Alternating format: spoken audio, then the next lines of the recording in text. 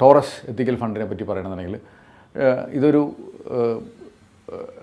Minimum investment ചെയ്യണമെന്നുണ്ടെങ്കിൽ one ടൈമായിട്ട് invest ചെയ്യുക 5000 രൂപ വെച്ച് ഇൻവെസ്റ്റ് ചെയ്യുക. ഇനി SIP ആയിട്ടുണ്ടെങ്കിൽ 1000 രൂപ വെച്ചിട്ട് ഇൻവെസ്റ്റ് ചെയ്യുക. ഇതിൻ്റെ ഒരു പ്രിൻസിപ്പിൾ, ഇതിൻ്റെ ഒരു ആവറേജ് റിട്ടേൺ പറയുന്നുണ്ടെങ്കിൽ 15% ആ ലെവലിലാണിത് കൊടുത്തേക്കുന്നത്.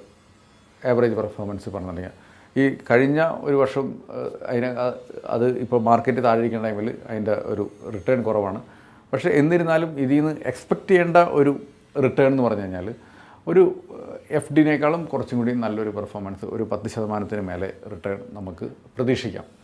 കാരണം ഈ പ്രിൻസിപ്പിൾസ് ബിലീവ് ചെയ്യുന്ന ആൾക്കാർക്കാണെങ്കിൽ FDയിൽ ഇടാൻ പറ്റില്ല, ഇൻട്രസ്റ്റ് ഇൻകം കിട്ടത്തില്ല. അപ്പോൾ അവരുടെ റിട്ടേൺ എന്ന് പറഞ്ഞാൽ സീറോയ്ക്ക് പകരമാണ് ഈ പറഞ്ഞ റിട്ടേൺ കിട്ടുന്നത്. ഇത്തരം ഇൻവെസ്റ്റ്മെൻറ്റിൽ ഏർപ്പെടുമ്പോൾ വളരെ അധികം ശ്രദ്ധിക്കേണ്ട കാര്യം long time investment point of വ്യൂലാണെങ്കിൽ ഇൻവെസ്റ്റ് ചെയ്യാൻ പാടുള്ളൂ എന്നുള്ളതാണ്. കാരണം ഇതിൽ നിന്നൊന്നും ഒരിക്കലും ഈ പറഞ്ഞ ആവറേജ് റിട്ടേണുള്ള 10% 15% എല്ലാ വർഷവും ഇങ്ങനെ കിട്ടിക്കൊണ്ടിരിക്കില്ല. ഒരു 5 വർഷത്തിന് മേലെ ഇൻവെസ്റ്റ്മെൻറ്റ് ഹൊറിസോണുള്ള ആളുകൾക്കാണ് ഇത്തരം ഇൻവെസ്റ്റ്മെൻറ്റുകൾ എപ്പോഴും നല്ലത്.